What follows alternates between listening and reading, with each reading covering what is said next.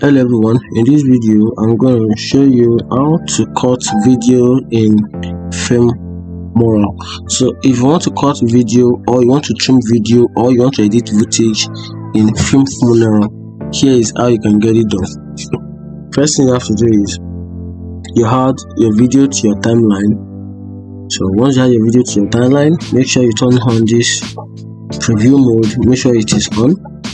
So with the preview mode, you can easily preview any part of your timeline on your screen here. So if you want to cut videos, just place your preview line at the head, at where you want to cut the video. Just tap on this scissors icon, just tap on it. Then you can also place it on the other edge also. And you just put in your breaks, just hit your backspace, then you can also do the cutting.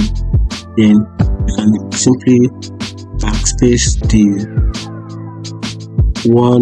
part of the video you want to cut out, and that's it. If you find the video helpful, like and follow for more. Thank you.